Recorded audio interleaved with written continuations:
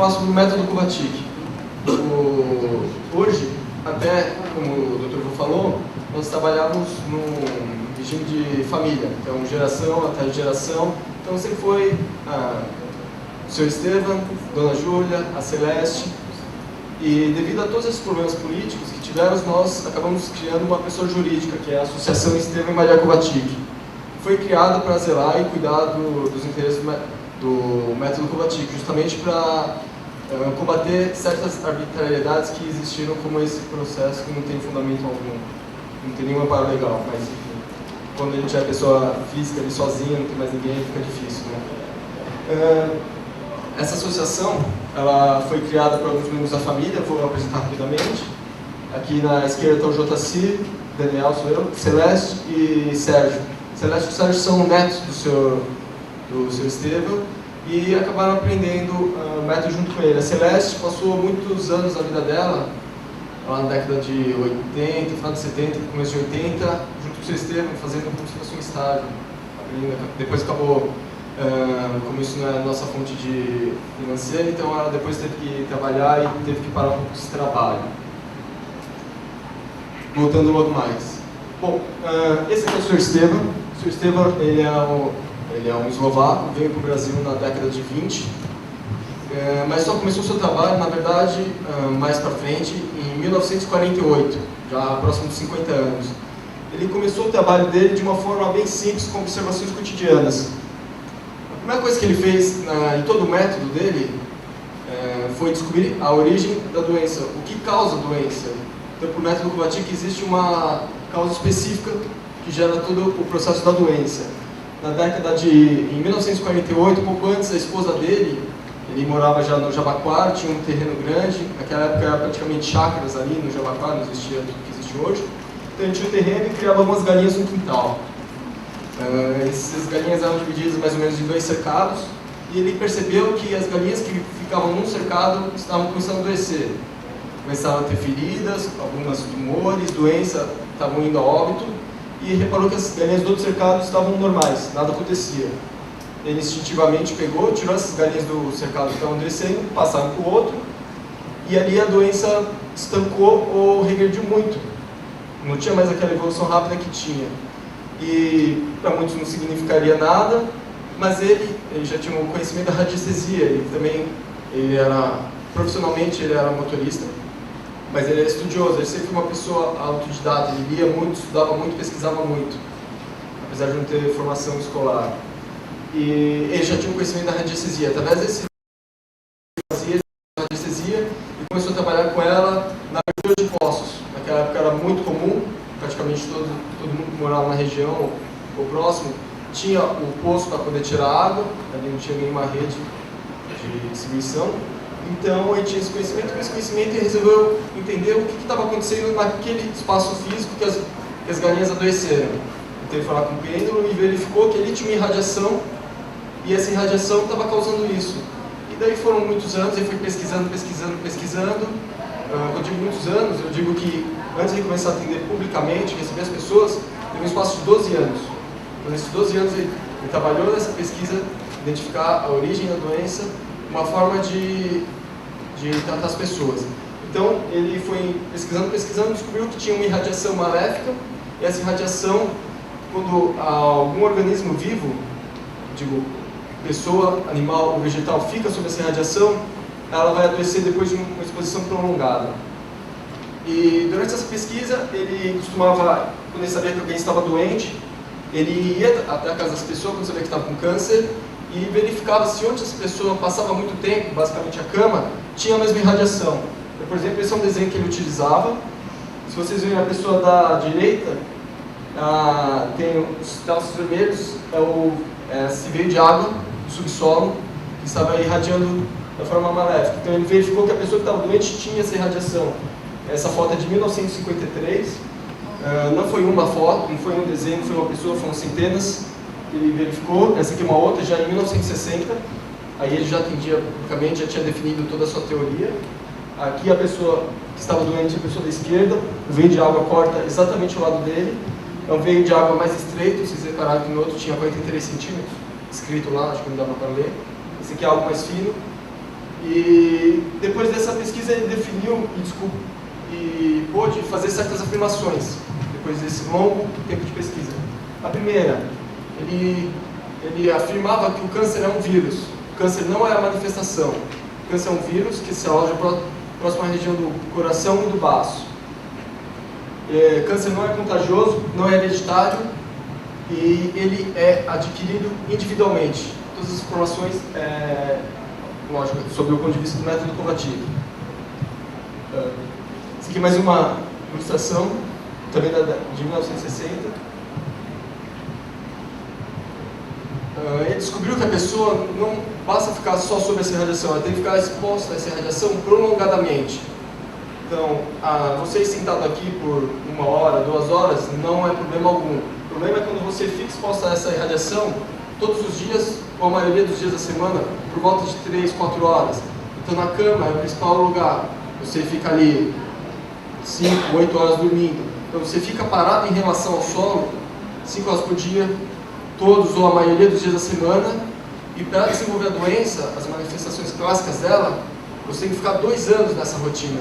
Então não é apenas ficar sentado aqui assistindo palestra, ou, por exemplo, sentado no carro que você se movimenta. Você tem que ficar parado em relação ao solo.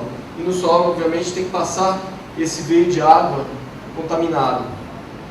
Essa contaminação de veio de água se dá da mistura do veio de água normal, puro, com detritos, fossa negra. Quando há essa contaminação, esse veio de água começa a irradiar dessa forma negativa, gerando a doença a longo prazo. Essa irradiação nós não conseguimos medir a altura que ela vai, mas nós sabemos que ela é possível chegar a alturas muito altas, inclusive todos os andares de um prédio.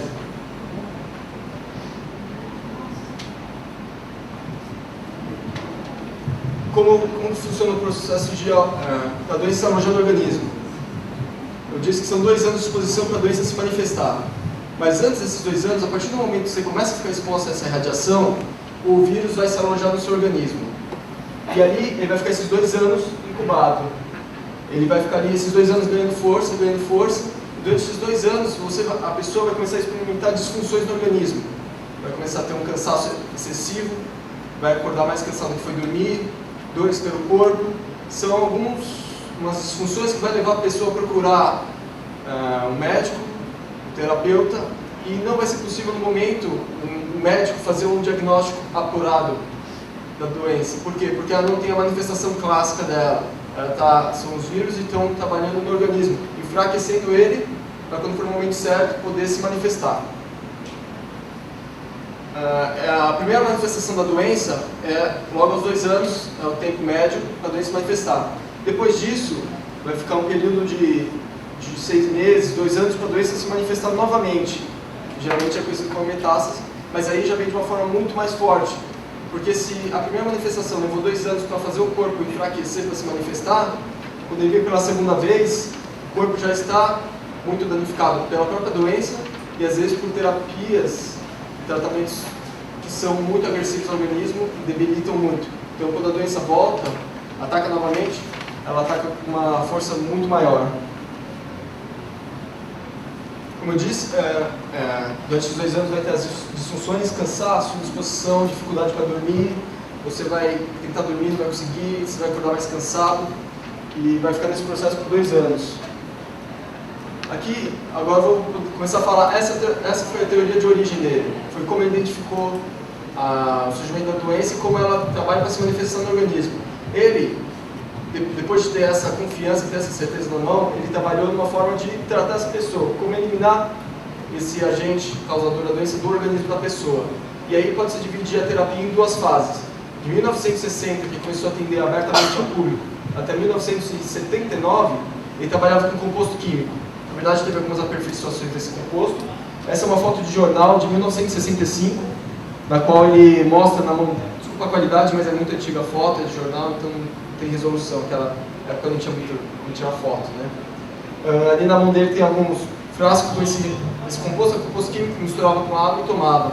Só que esse composto ele era muito forte e tinha efeitos colaterais. Então, quer dizer, de 10 pessoas que o curavam, apenas 3 ele sabia que estavam aptas a tomar esse composto. então tinha essas dificuldades. Ele foi até 1979 com esse composto. Ele, infelizmente, não deixou muitas anotações sobre o trabalho dele. Isso aqui é uma amostra de caderno, ele marcava o nome dos pacientes que curavam.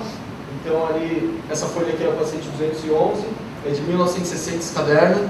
E ele fazia anotações básicas como nome, endereço, o diagnóstico que a pessoa tinha, porque quando as pessoas procuravam ele, a grande maioria já tinha o diagnóstico da doença. Muitos deles já haviam passado pela medicina tradicional, não tiveram resultado, então aí foram procurar outras terapias, como todo mundo aqui deve saber que é o que mais acontece.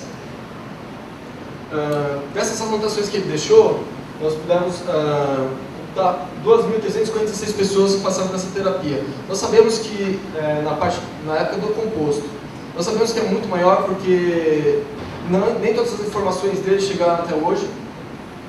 1979, são 30 anos atrás, então, quer dizer, muita coisa se perdeu, mas nos dados que tem são essas pessoas, de 1960 a 1982.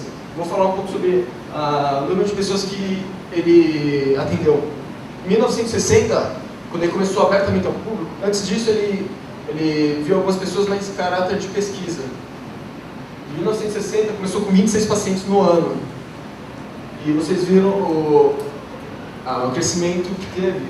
Foi crescendo, crescendo, crescendo até 1965 que caiu. Por quê? Em 1965 ele sofreu a primeira repressão. Em 1965 ele foi convidado a participar de um programa de TV. Acho que a maioria aqui não deve conhecer, é do Homem de Sapato Branco, né, chamado Fato em Foco. E ele participou no intuito de divulgar essa informação, o que ele sempre quis. Ele pesquisou infelizmente ele pesquisou isso sozinho, não teve nenhum apoio. Depois que ele conseguiu os resultados, o que ele queria? Ele queria entregar para a população. E o meio tradicional de fazer isso é entregar para o governo faz as devidas estudos, comprovações, e aí libera o uso geral. E essa é a ideia que ele teve quando fez esse programa, mas ao invés de acontecer isso, veio a represália. Fizeram ele parar, ele acabou, na época foi preso, mas felizmente ele teve apoio do governador na época, Adhemar de Barros, que não fez o que o sistema desejava, que era fazer a pesquisa, mas pelo menos deixou ele trabalhar quieto. Então, nossa família, muitos de vocês provavelmente nunca ouviram falar, porque nós não fazemos nenhum tipo de divulgação. Vocês dificilmente vão encontrar alguma informação na internet ou em qualquer outro lugar, porque nós acabamos atendendo as pessoas só por alguém que foi lá e vai indicar para o outro, só no boca a boca. Justamente porque nós não gostamos de chamar atenção, porque nós sabemos o que acontece. Nós somos únicos, somos uma família só. No YouTube tem vídeo mostrando o Brasil, mas em inglês. Então, eu vou chegar lá já. Então, por muitos anos foi assim. Mas no final eu vou falar sobre isso. Por muitos anos foi assim. Daí continuou baixo e foi subindo novamente até 1979, quando caiu novamente. O que aconteceu ali? Ali foi definitivamente proibido de atender. Ali não teve nenhum apoio político que mantivesse ele ali trabalhando. Você pode pensar que isso foi uma coisa muito ruim, mas pelo contrário, foi uma coisa muito benéfica. O que fez ele? Essa dificuldade, esse empecilho, fez com que ele parasse. Ele já tinha uma teoria de origem, já sabia como atuar no organismo e sabia como impedir o regresso da doença através do isolante. O que ele fez? Ele trabalhou em outra forma de eliminar esse agente causador da doença. E como a doença vinha por uma irradiação, ele pensou em eliminar da mesma forma. Arrumasse alguma coisa que tivesse uma vibração, uma captação de energia para eliminar esse vírus. E aí, pesquisando, ele começou a estudar pirâmide. E fez alguns testes. Ele começou em 1979 a pirâmide, foi tentando formatos, medições, até chegar na pirâmide X, que é aquela ali atrás, com um certo tipo de material. E não só pirâmide. O que ele fez? Ele desenvolveu um acelerador. Eu vou mostrar a foto daqui a pouco. É uma peça metálica que ele potencializa a captação de energia. Durante a pesquisa dele, ele descobriu que a pirâmide tinha sua função e era eficaz, mas ela não tinha o poder suficiente para eliminar esse vírus do organismo e fazer o corpo recuperar. Então ele foi estudando esse acelerador que nós chamamos. Aqui nessa foto também de jornal, de 1983, aliás foi o ano que eu nasci. Na parte da frente, ele está fazendo a medição de radiação no organismo dessa pessoa, verificando se ela tem esse agente causador da doença. Para esse procedimento, ele usa radiestesia, um pêndulo normal e um teste, que é o testemunho, que é uma amostra dessa água contaminada. E ao fundo tem uma pessoa fazendo uma sessão de pirâmide. Naquela época, as sessões de pirâmide duravam em torno de 1 hora.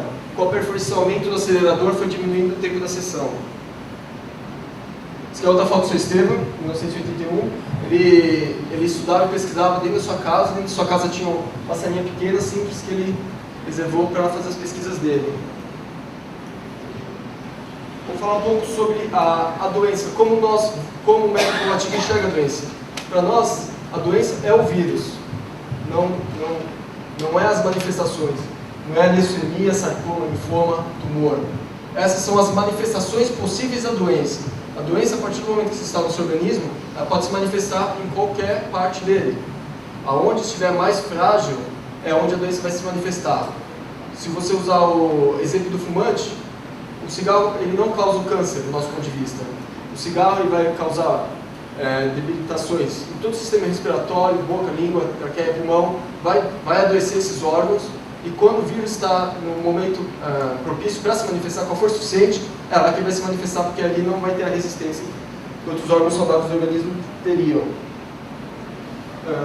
Para a terapia hoje, como nós fazemos? Hoje podemos dividir em 3 partes a terapia. A primeira é a medição da irradiação do organismo da pessoa. Nós verificamos antes e depois da sessão se há esse agente causador da doença no organismo. Para isso usamos radiestesia.